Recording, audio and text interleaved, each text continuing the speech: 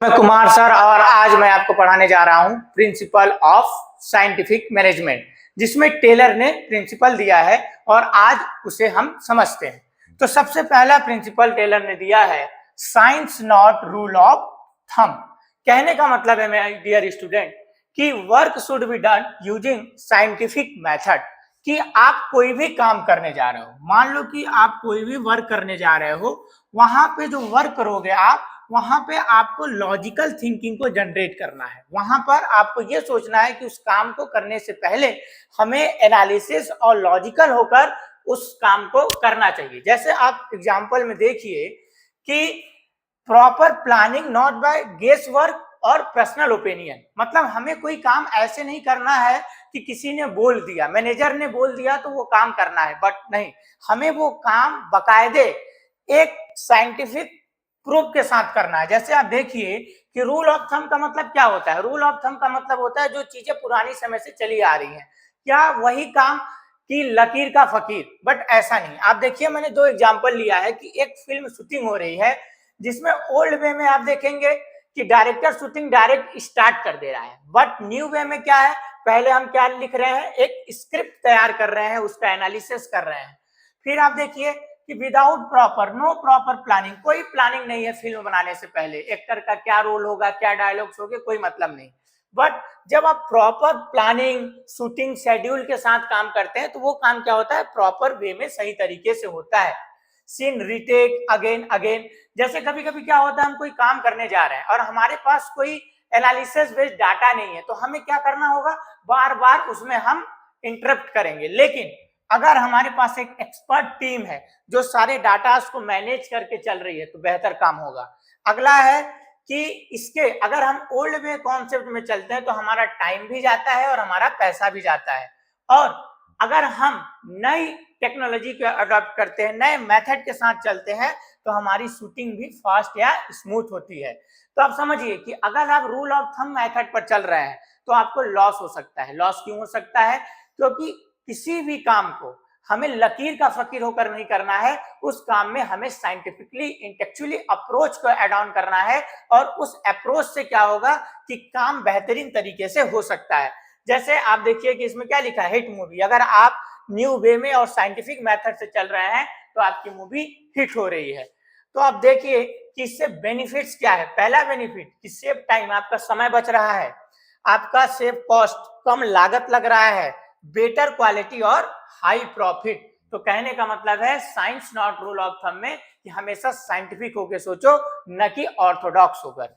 Next हम देखेंगे अगला कि हार्मोनी नॉट डिस्कॉर्ड। कहने का मतलब है, हार्मोनी का मतलब होता है माय डियर स्टूडेंट कि समान मिलकर चलना, सामंजस्य बनाकर चलना, और डिस्कॉर्ड का मतलब होता है विवाद। कहने का मतलब आप समझिए, team work and harmony among worker bring success.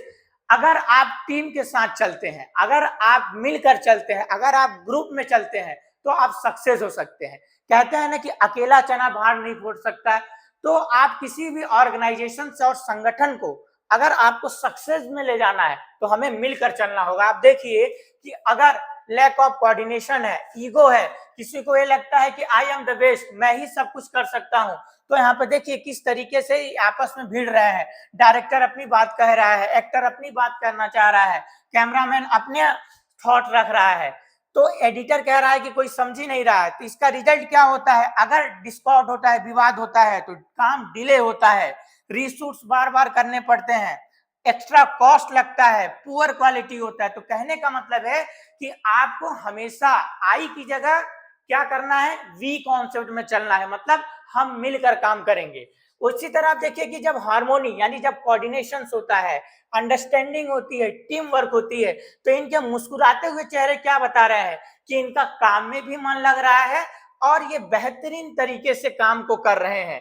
और इसमें क्या होगा, टाइमली आपका काम कंप्लीट हो रहा है, पैसा भी बच रहा है और बेटर क्वालिटी। यानी समझिए आप पर्सनल लाइफ में भी अगर मिलकर चलते हैं, अपनी फैमिली के साथ मिलकर चलते हैं, और आप किसी इंडस्ट्री में काम कर रहे हैं वहां मिलकर चलते हैं, तभी आप ग्रो कर पाएंगे। अगर आप अकेले कोई काम करना चाहते हैं तो आप लंबे समय तक ग्रो नहीं कर सकते हैं। नेक्स्ट हम देखेंगे अगला कॉन्सेप्ट जो आपको बताता है कॉपरेशन नॉट इंडिविजुअलिज्म। कहने का मतलब है कि यहां पर आप कॉपरेट कर कर चलेंगे। कॉपरेट का मतलब है कि हमें अकेले नहीं चलना है। आप देखिए यहाँ पर फॉर जो डायग्राम से अपन समझा रहे हैं, वर्किंग टुगेदर। वर्किंग टुगेदर का मतलब कि everyone work together for a common goal, यानी सबका गोल एक है। आप समझिए। दूसरा कि good coordination brings smooth work flow. अगर कोऑर्डिनेशन होता है, हम कोऑपरेट करके चलते हैं, तो हमें मालूम है कि हमें किस तरीके से अपने काम को करना है।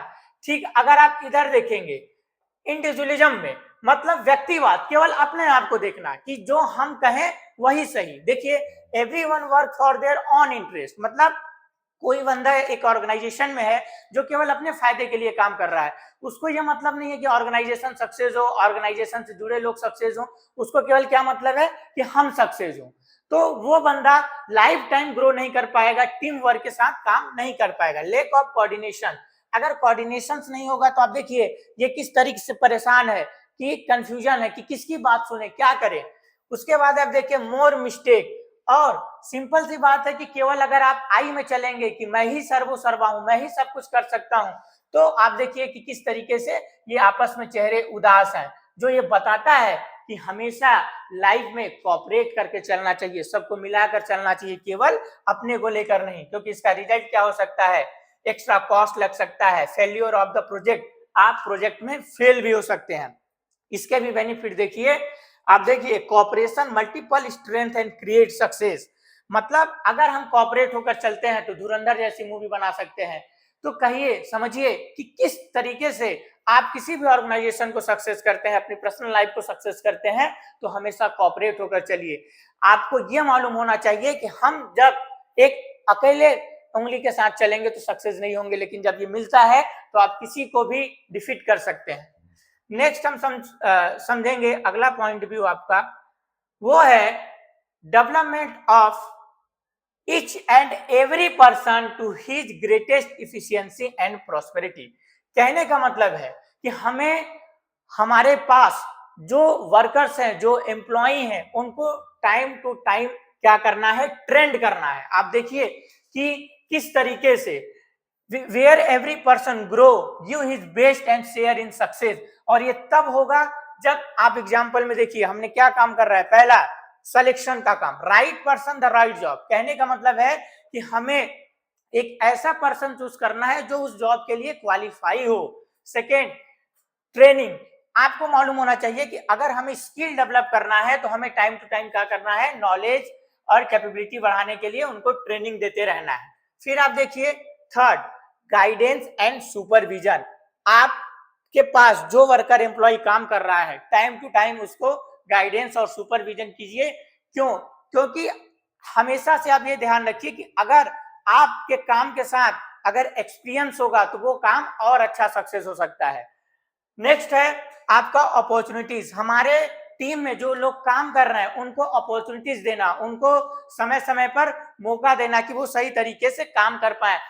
जैसे आप यह देखते होंगे कि grow, take more responsibility, learn new thing. अगर हमारे पास एक नया बंदा आता है और उसको हम अपॉर्चुनिटीज देते हैं तो वो क्या करता है, अच्छा काम कर सकता है ऑर्गेनाइजेशन के लिए।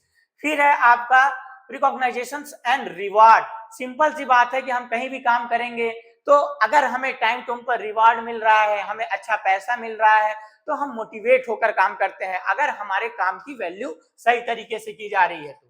कंटिन्यूअस ग्रोथ, सिंपल सी बात है कि keep developing to reach highest efficiency and prosperity. अगर हमारा ऑर्गेनाइजेशन अपने वर्कर का कंटिन्यू डेवलप कर रहा है, उस स्किल पर काम कर रहा है, तो ऑर्गेनाइजेशन भी डेवलप करेगा। यानी इसका जो मेन ऑब्जेक्ट है इस टॉपिक का, इस प्रिंसिपल का, वो है कि अपने वर्कर या एम्प्लॉय को टाइम टू टाइम उनकी कैपेसिटी को बिल्ड करने के लिए उन्हें ट्रेनिंग प्रोवाइड किया जाए, सेमिनार दिया जाए और ग्रोइंग के चांसेस दिया जाए, उनको टास्क दिया जाए। आप देखिएगा किस तरीके से ओल्ड अप्रोच और न्यू अप्रोच में आप देखिए कि अगर कोई ट्रेनिंग नहीं है तो बंदा परेशान है कि किस तरीके से हम काम करें, डाउटफुल में है, कोई गाइडेंस नहीं है। अगर गाइडेंस नहीं है तो मिस्टेक्स होते हैं। और कभी कभी होता है कि एक बंदा बहुत हार्ड वर्क कर रहा है, कंपनी उस पर ध्यान ही नहीं दे रही है, तो इस तरीके से वो मुंह फुलाए हुए बैठा हुआ है। No growth opportunity. अगर आपको ये लगता है कि हमारे पास ग्रोथ की कोई अपॉर्चुनिटीज नहीं है, फिर भी यहाँ पर इसका डाउनफॉल शुरू हो जाता है और इसका रिजल्ट क्या आता है? लो एफिशिएंसी, लो मोरल, लो सक्सेस। कहने का मतलब हमारे अंदर का जो आउटपुट है या जो एफिशिएंसी है वो सही तरीके से काम नहीं कर सकता है। तो invest in people, develop potential, achieve excellence and prosperity together. बहुत अच्छा डायलॉग है, यानी कि लोगों पर इन्वेस्ट कीजिए तो उनके पोटेंशियल को डेवलप कीजिए। इसी तरह क्लास में बने रहने के लिए आप हमारे चैनल को सब्सक्राइब करें, शेयर करें और अधिक से अधिक लोग जुड़े।